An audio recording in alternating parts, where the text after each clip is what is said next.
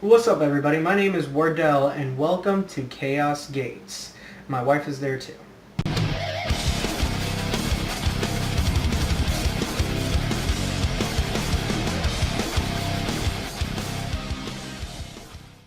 There are some rules that every competitive player knows. Some competitive player doesn't know about it, or players overall don't know about them. So I'm going to talk about the 3 rules competitive players must know. But before anything else, I just want you guys to know that you guys can duel me in a website called Dueling Nexus. My name is Skullslayer, and I have Blue Eyes Ultimate Dragon as my avatar.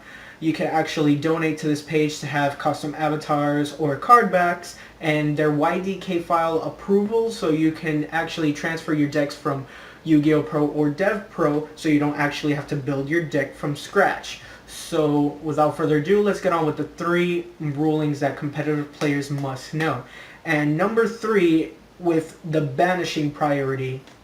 Many people are wondering what is a banishing priority and what isn't. Like, for example, if a card like Dimensional Fissures on the field, everyone knows that every monster sent to the graveyard gets banished. But spells and traps don't get banished, and monsters that were in Xyz material doesn't get banished as well. Now, the difference is with cards like Macrocosmos or Dark Law, they get banished no matter how were they sent to the graveyard, and people are asking why. Obviously it's because they said any card sent to the graveyard is banished. But there's a thing. When Macrocosmos and Dark Law is on the field, you can't activate certain cards that send other cards to the graveyard due to the graveyard not being existing. So if you have cards like Macrocosmos, cards like Honest, Ash Blossom, Effect Veiler, basically any hand trap that says send to the graveyard, you can't activate them in the presence of these cards. Cards like Foolish Burial and Foolish Burial Goods are also susceptible to this actual term. So cards like DDR that say discard 1 card and you can target a banished monster to special summon, you can actually still use this card because it says discard 1 card.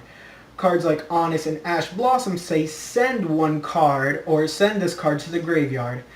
So if a card says send to the graveyard in the presence of Macrocosmos or Dark Law, you actually can't activate them, but if they do say discard, you can actually still play them. And if Dimensional Fissure is on the field, you can actually play all of those cards regardless, because the only cards that get banished are monsters. Now, up to the second ruling, and this is probably one of the most talked topics on the confusing rulings, damage step rulings. Now, everyone knows that there's limitations in the activations of the limitations in their activations in the damage step. I'm sorry. When you declare an attack and that attack goes through, you enter the damage step. Now, for an example, if I attack with a monster to a Mermail Abyss Linde, and she activates her effect to summon Abyss Lead or Abyss Megalos from the deck, you actually can't activate Bottomless Trap Hole because you're still in the damage step.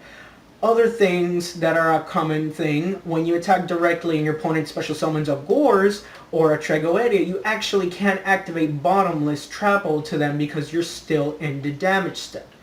Now, there are some cards that you actually can activate during the damage step. For example, if you attack to an Abyss Linde and she pulls off her effect, you can still activate cards like Solemn Strike or Solemn Warning to actually stop her effect, meaning that counter traps can be activated in the damage step. Other cards that can be activated in the damage step are any card that basically increases or decreases a monster's attack or defense.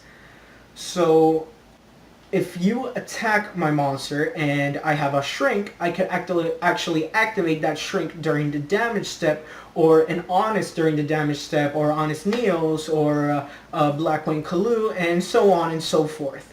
Those cards usually activate during the damage step, and you can actually activate Forbidden Chalice and Forbidden Lance from your field or hand during the damage step because they modify a monster's stat.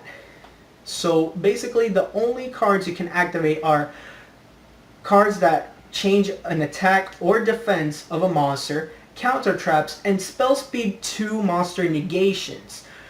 What are spell speed 2 monster negations? Basically cards that say quick effect in their text.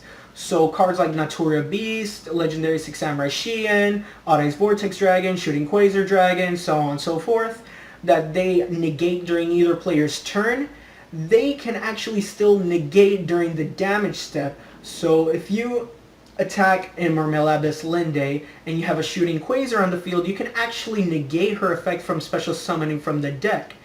And if I have an Odd Eyes Vortex and my opponent activates an Honest, I can actually still negate Honest with Odd Eyes Vortex.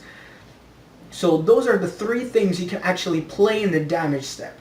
Cards that change attack and defense, negations that are spell speed 2, and counter traps.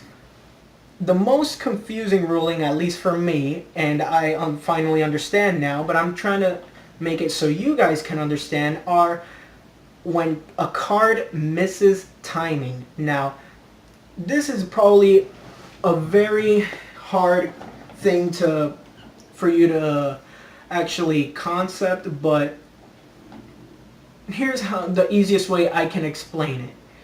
Now, a card to miss timing, first we got to talk about mandatory effects and optional effects. Mandatory effects are effects that have to be activated, such as Sangan. When he says when this card is sent from the field to the graveyard, you can add one monster with 1500 or less attack from your deck to your hand. It doesn't say you can, so you have to add a monster if you're able. And if you're not able, in the other case, you show your deck to your opponent, making sure that you don't have a 1500 or less attack. So optional effects are the ones like Legendary 6 Samurai Kageki that says when this card is normal summon, you can special summon a 6 Samurai from your hand.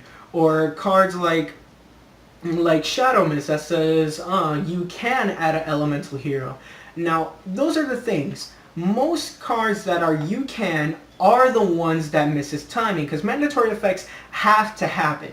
Now, optional effects that say you can are the ones that misses timing, but which ones are the ones that miss timing, you're probably asking. Shadow Mist here says if this card is sent to the graveyard, you can add one elemental hero. One hero, not elemental hero. He adds any hero, my bad. If he's sent to the graveyard, you can add a hero from your deck to your hand. On the other hand, cards like Elemental Hero The Shining, he says when this card is sent from the field to the graveyard, you can add 2 elemental heroes that are banished back to your hand. Now, Shadow Mist, he does not lose timing if he's sent to the graveyard, but if Elemental Hero The Shining is sent to the graveyard due to a mass change, a polymerization, super polymerization, or a link summon, some of the sort, his effect will actually lose timing. Now, why does it lose timing? Because when a card says when this card is sent to the graveyard or when this card is summoned, that has to be the last thing that is happening for it to be able to activate, because it has to be at that time that you activate it. So if you use it for a link summon, mass change, or polymerization, you actually can't add from your banish to your hand because the summon of the monster is still being played. Shadow Mist says if it's sent to the graveyard, so the condition's already met by being sent there. Other cards, such as Infernity Archfiend, when you summon him with 0 max, you actually can't search off of his effect because the effect of 0 max of destroying all monsters that have 1800 or less, which is the attack of Infernity Archfiend, is still resolving, and Infernity Archfiend says when this card is special summoned and you have no cards in your hand. So that has to be the last thing you do, for the sole fact that at that time you have to activate it. And if it's stuck in the middle of a chain or of another action, regardless if it's a summon or the resolution of another card's effect, it will actually lose timing. The Maiden Laval, I forgot her name, Laval Maiden something. Her effect says, when this card is sent to the graveyard, you can send one Laval monster from your deck to your graveyard. Now, many people are asking, why does it activate with Multi-Conduction Field and Foolish Burial, but it doesn't activate with her being sent there to the graveyard while a Synchro Summon? Well, because since you're still Synchro Summoning, the monster is still being summoned, and since that's the last thing you're doing, she was already sent to the graveyard, so you're actually missing the chance to be able to activate it. So if a card says when this card is sent to the graveyard, or when this card is summoned, or when it's added from your deck to your hand, whatever it is, that has to be the last thing you do for you to be able to activate. If a card says if, you can actually activate it no matter where in a chain, if you decide to activate it or not. So those are the 3 rulings. I hope you guys understand the rulings better now. There's probably lots of other videos that explain it probably better than me, or they use better examples, but I hope you guys can understand the game a little bit more, and thank you guys for watching. Subscribe if you haven't already, like the video, and that'll be all for today. So this is Chaos Gates, and it is now your move. And now you're gone, and nothing makes this seem more wrong. The memory of your face keeps dragging me.